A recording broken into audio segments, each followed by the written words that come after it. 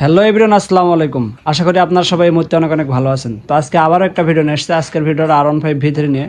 তো আমরা প্রথম থেকে আপনাদেরকে দেখাইতে পারিনি আমাদের সময়ের কারণে। তো যাই হোক, এখন আপনাদেরকে আমরা দেখাচ্ছি যে গাড়িটার কী কী কাজ করা হচ্ছিল বা কী কী সমস্যা ছিল। তো সর্বপ্রথমে আসবো যে গাড়িটার কী কাজ করানো হচ্ছিল। গাড়িটা প্রিমিয়াম মাস্টার সার্ভিস করানো হচ্ছিল। আমরা এই যে সামনের বল রেসারটা এখন খুলতেছি। এই যে দেখতে পাচ্ছেন আমাদের অর্জুন সাহেব বল রেসার খুলতেছে।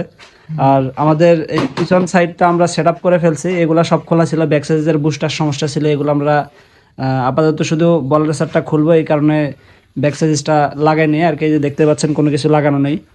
তো আমাদের এই যে এখন বল রেসারটা আমরা সেট আপ করবো। এই যে বল রেসারের অবস্থা, এটা জং ধরে একদম খুবই খারাপ অবস্থায় আছে। আমরা বল রেসারটা নিয়ে আসছি অরিজিনাল একদম। বল রেসারটা সেট আপ করবো। এই যে বল রেসারের এই অবস্থা, আমরা নতুন বল রেসার নিয়ে আসছি। তো এখন বাকি যে কাজগুলো আছে সেগুলো আপনাদেরকে আমরা দেখানোর চেষ্টা করব। প্রথম থেকে দেখাইতে পারিনি অনেক কাজের চাপের কারণে। এখন আমরা ভিডিওটা করতেছি একদম অনেক রাতে, রাত বাজে প্রায় 12টা, এই সময় ভিডিওটা করতেছি। কাজের কারণে অনেক প্রেশার। তো যাই হোক, আমরা এই বল রেসারটা লাগানোর পরে ইঞ্জিনটা নামাবো। দেখতে পাচ্ছেন আমরা ইঞ্জিন সব ওয়াশ করে নিয়েছি, একদম পুরা গাড়ি পার্ট টু পার্ট করে সব ওয়াশ করছি আমরা, একদম ফ্রেশ। এই যে দেখতে পাচ্ছেন চাকার এই অবস্থা, আমরা সব ওয়াশ করছি। তো এখন শুধু সেট আপের কাজ চলছে। এই যে সব ছড়াই সেটাই আছে সব মালামাল। এই যে, তো এখন আমরা আগে বল রেসারটা লাগাবো। বল রেসারটা লাগানোর পরে বাকি যে কাজগুলো সেগুলো আপনাদেরকে দেখানোর চেষ্টা করব। ইঞ্জিনের কী কী কাজ আছে এগুলো আপনাদেরকে দেখাবো। আর বাকি যে কাজগুলো থাকবে, যে ড্রাম রাবারটা নষ্ট হয়ে গেছে, যে ড্রাম রাবারের একটা অংশই পাশে, এই যে আমার হাতে। তো আমরা পুরো ড্রাম রাবারের সেটটা নতুন লাগাবো। আর air filter, throttle body, injector, air ফিল্টারটা চেঞ্জ করবো, থ্রোটল বডি, ইঞ্জেক্টর এগুলো ক্লিন করবো, ফুয়েল পাম্প এগুলো ক্লিন করবো। তো ভিডিওটা না টেনে অবশ্যই পুরোটা দেখবেন, তাতে করে কোনো কিছু বুঝতে পারবেন, কাজে লাগতে পারে। যদি কোনো বাইকার ভাই ভিডিওটা দেখেন তাহলে অবশ্যই ভিডিওটা শেয়ার করার চেষ্টা করবেন, যাতে অন্য কোনো বাইকারের মানে কোনো অসুবিধা থাকলে বা কোনো সমস্যা থাকলে তারা জানতে পারে যে বাইকের মাস্টার সার্ভিসে কী কী কাজ হয়ে থাকে। তো যদি কেউ আমাদের কাছে সার্ভিস করতেছেন তাহলে অবশ্যই আপনারা আমাদের সাথে কন্ট্যাক্ট করতে পারেন। বিশেষ করে যে আমাদের যে অর্জুন আছে সিনিয়র টেকনিশিয়ান বাইক হসপিটালের, আপনারা ওনার সাথে যোগাযোগ করতে পারেন, উনি খুব ভালো কাজ করে। তো ভিডিওটা না টেনে অবশ্যই পুরোটা দেখার চেষ্টা করবেন।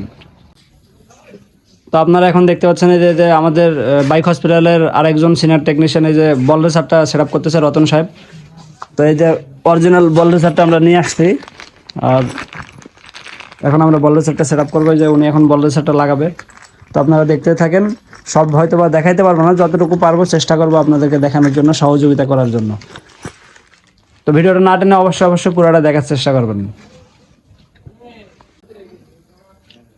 তো আপনারা এখন দেখতে পাচ্ছেন যে R15 V3 ইঞ্জিনটা আমরা খুলেছি ইঞ্জিনটার কাজ করবো বলে। তো আমরা এই রেডিয়েটরের পানিটা, আমরা এই হেডের গ্যাসকেটটা লিক করছিল, তো আমরা রেডিয়েটরটা খুলেছি। খোলার পরে দেখছি রেডিয়েটর থেকে সাদা পানি বেরোচ্ছে। আর এই যে দেখতেই পাচ্ছেন ভিতরের কি অবস্থা। পানিটা একটু বের করো তো, বের করো। এই যে দেখতেই পাচ্ছেন একদম সাদা পানি, ডিস্টিল ওয়াটার, মানে কলের পানি হয়তো বা দেওয়া ছিল গাড়িটাতে। বুঝতে পারলাম না যে ঘটনাটা কি।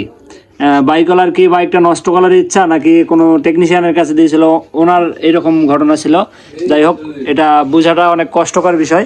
তবে যারা ভিডিওটা দেখবেন তারা অবশ্যই চেষ্টা করবেন, যদি কোনো বাইকার ভাই দেখে থাকেন তাহলে অবশ্যই আপনি চেষ্টা করবেন আপনার বাইকে যেন আপনি এই রেডিয়েটরের যে লিকুইড কিনতে পাওয়া যায় এই লিকুইডটা ব্যবহার করার চেষ্টা করবেন, তাতে করে আপনার রেডিয়েটরটা ভালো থাকবে। যে দেখতে পাচ্ছেন জং ধরে গেছে ভিতরটায়, এই যে কি অবস্থা।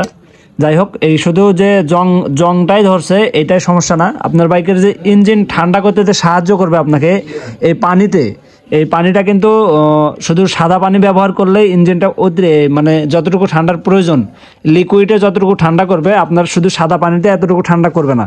আপনারা অবশ্যই চেষ্টা করবেন বাইকে লিকুইড ব্যবহার করার জন্য, তাতে করে আপনার বাইকের রেডিয়েটরটাও ভালো থাকবে প্লাস ইঞ্জিনটাও ঠান্ডা থাকবে।